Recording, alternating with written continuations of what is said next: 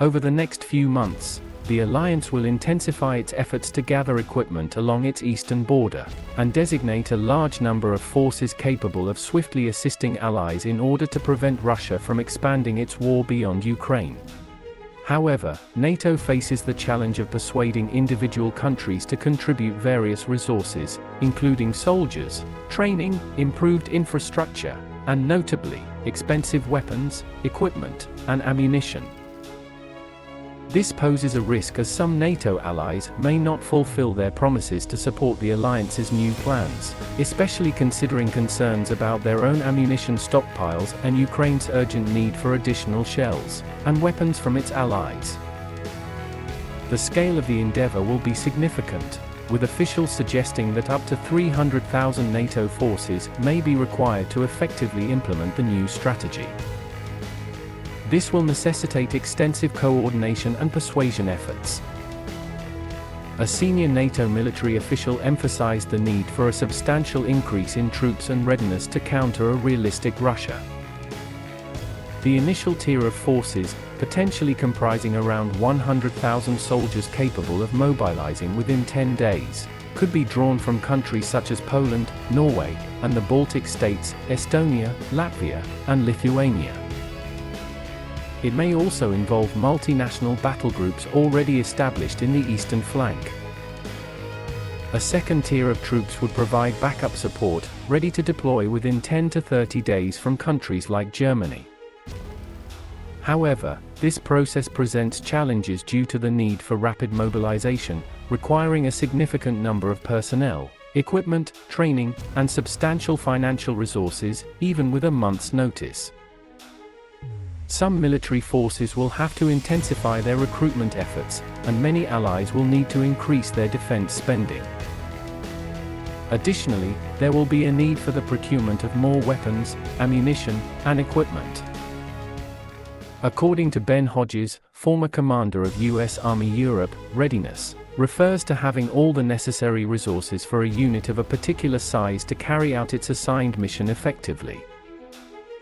He highlighted the requirements for artillery and tank battalions, which need to maintain proficiency through regular practice, hitting targets, and adapting to various scenarios, including moving targets during day and night operations. Meeting these standards entails challenges such as securing training ranges and ammunition supplies, and ensuring proficiency despite personnel changes over time. These endeavors are time-consuming and costly.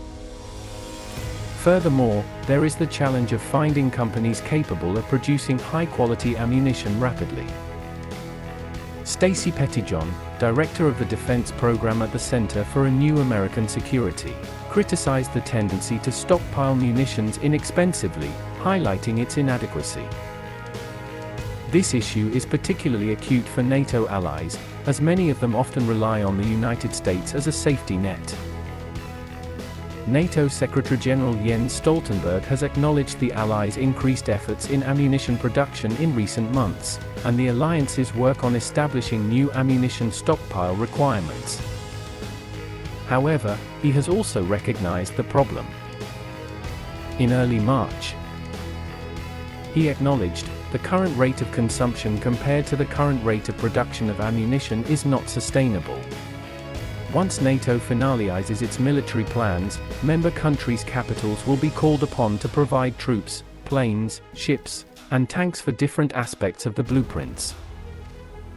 A crucial test for NATO will take place this summer during the meeting of the alliance's 30 member countries in Lithuania.